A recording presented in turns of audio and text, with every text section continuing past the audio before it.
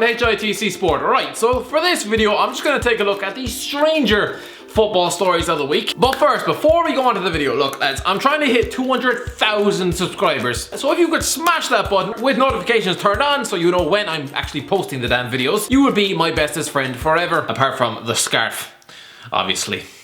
Anyway, let's crack on to it. Remember Memphis Depay? The fella who spent 2 years flattering to deceive at Manchester United? Well, he's obviously back on form for Leon these days. He hasn't won any trophies, but who cares? He's just hit 5 million subscribers on Instagram. Considering I just started the video begging for subscribers myself, maybe I shouldn't really be taking the piss. But to celebrate this monumental achievement, he has dropped this absolute banger. 5 mil, I'm talking followers. The new deal's gonna follow up. Call my agent, told him double up. Price real, we don't talk a lot. I mean, I say banger, it bangs about as much as anyone with a Star Trek poster on their fucking bedroom wall. Good lord, they'd be more danger of a violent nosebleed if anyone of the opposite sex even looked at them. I stay humble, but I'm next. You don't wanna see me flex. Yep, he sounds like a constipated Tinchy Strider. Why is he smoking a cigar? And why is he wearing Aladdin's only form of transport? Boy really got no idol, cause the world messy, no light. Boy really got no idol, cause the world is messy, no Lionel. Jesus Christ, the lyrical genius! It's almost as if this was lifted straight from the works of Oscar Wilde and Ernest Hemingway. Only lions is what I know. Football pitch you like a zoo. Football pitch you like a zoo. Do you know which philosopher said that? Memphis Depay. And people say he's just a big pair of I mean, this is god awful, but this isn't unusual for Depay either. No.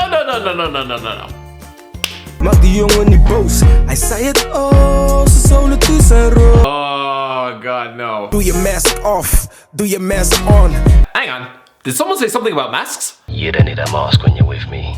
I don't care about your past or your history. No, that's not Christian Bale coked up to his eyeballs. That is Jezza from the F2 rapping. I mean, I say rapping. You would find more enthusiasm out of the lad on the Tesco Tannoy announcing they're out of tuna in aisle 6. Who would have thought the lad who f***ed it up in BGT 10 years ago couldn't rap? Oh well, at least he wasn't the first one who couldn't keep it up in front of Amanda Holden. But I'm getting sidetracked, lads. Back to Depay and his mate. Open in the dawn, sip geen dam, carry on. Alle ace of space, that's all we want. The fact they're floating in and out of Dutch and English, it means I'm getting about 1 in every 7 words. It's like trying to understand what the f*** Ariana Grande is singing about. Just kind of reminds me of this lot. Is this what happens when you get too much money? You get lads with an iPhone, an inflated sense of their own rap skills, and fellas who show more passion towards an uncooked chicken than they did in 6 months at West Ham. Like, what is going on? But I know one man who probably watched this video with the same lust Bill Cosby has for an unconscious woman. Ed f***ing Woodward. A man who seemingly prides himself on filling the Manchester United team with social media fanatics. His Tuesday evening probably consisted of smacking his head off a toaster after selling this Instagram hero. And now lads, a slight shift in tone. If I could just touch on something very serious that happened in my homeland, Ireland obviously. A minute silence was held across the Leinster League and Ballybrack FC had a game postponed after one of the players, Fernando Lafuente, tragically passed away in a car accident last week. Condolences to everyone involved at Ballybrack FC on the tragic passing of their player, making his way home from training on Thursday night. All at Rush Athletic express our deepest sympathies. It also goes without saying that everybody here at HITC Sport also extends our deepest sympathies and condolences to absolutely nobody, because the f***er's not even dead. Went a bit Conor McGregor on that one. But yeah, turns out Ballybrack FC went all Stephen Ireland on it. Just killing off someone to get out of a dodgy lie. I mean, sure, I'd be lying if I said I hadn't used my brother's funeral to get out of homework in the past. Don't even have a brother, also barely went to school. Why else do you think I'm doing YouTube in my f***ing 20s? But remember the time Stephen Ireland killed off not 1, but 2 of his grannies to get out of playing for his country. I mean, when I say killed off, I don't mean he patrolled the nursing homes up and down West Cork, armed with a box full of needles. It was more, oh, I'll just pretend one of us died to get out of playing. Oh no, they found out that was bollocks. Better pretend it was the other one. I don't know how he thought that would work. Well, a similar story this time out. Basically, Lafuente wasn't dead at all. He was just sitting at home in Galway playing Scrabble or scratching his arse or whatever. By the way, just for anyone not familiar with Irish geography, think of Galway as a nice vibrant city in the west, sort of like an Irish Manchester. While Ballybrack is filled with people who have more children than teeth in their head and spent their youth marrying their cousins. Anyway, it all quickly came out when Fernando had to be a bit of a spoiled sport, creating an inconvenience to his club by just being alive. Bit selfish really. The club being forced to basically apologise in such a ham-fisted way, sacking the mastermind behind it and calling it a gross error of judgment. Gross error of judgment? No lads. A gross error of judgment is when you think you can balance 6 cans of Dutch Gold with a f***ing Vindaloo 2 hours before your cousin's wedding. My toilet still hasn't forgiven me. A gross error of judgment is when you film a dead body hanging from a tree, apparently.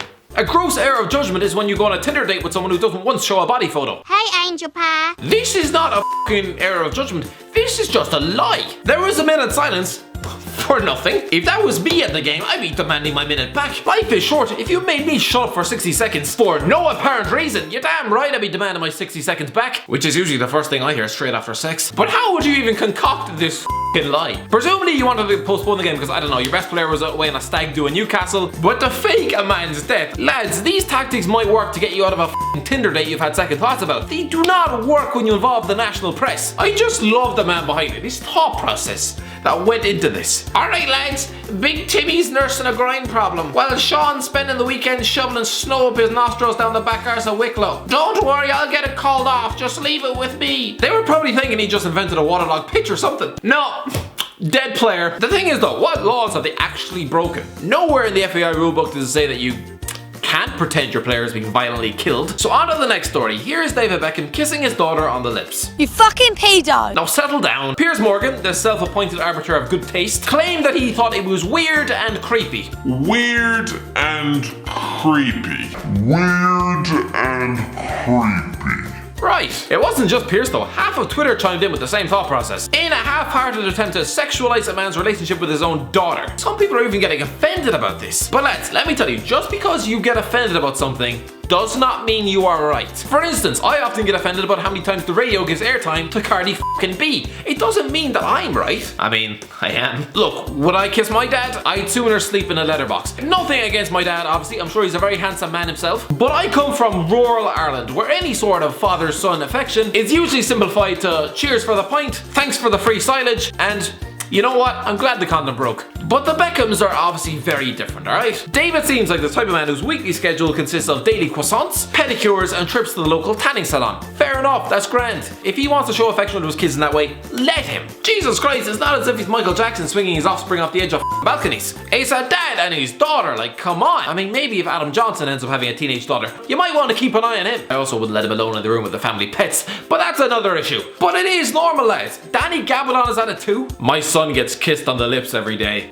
Reminds me of Sunday school. Jamie Vardy does it as well. Then again, he seems like the type of man who'd end up kissing his taxi driver at 2 AM. Beckham has a big Instagram, and people are going to pay attention to it. Whether it's him posing with Sam Tarley, not sure how he's still fat considering we haven't had a one mention of Subway in 6 seasons of Game of Thrones, or him posing with some poor f***er off the street who looks like he's just after necking 3 tins of paint. Future England captain, everyone! But this isn't a first for him. I mean, last year he was slammed for the exact same thing. And of course, Beckham himself had a few things to say about it. Where's my f***ing knighthood? No, not that. I got actually criticized for kissing my daughter on the lips the other day. I kiss all my kids on the lips. We want to show our kids love and we protect them, look after them and support them, and we're very affectionate with them. Well said, David. Listen, there are far more important things to worry about, alright? I don't know why we're wasting our time with this. To be honest, I don't know why I wasted breath on this. I don't know why you're still watching this. This actually sounds like a better rap than Depay. Or at least anything better than KSI has ever shitted out. Sol Campbell is back in football. Earlier this year he said clubs were too afraid to appoint one of the greatest minds in football after Oxford United turned him down. I did go for the job and they didn't accept me. Maybe it was a lack of experience, things like that. But it's a full circle.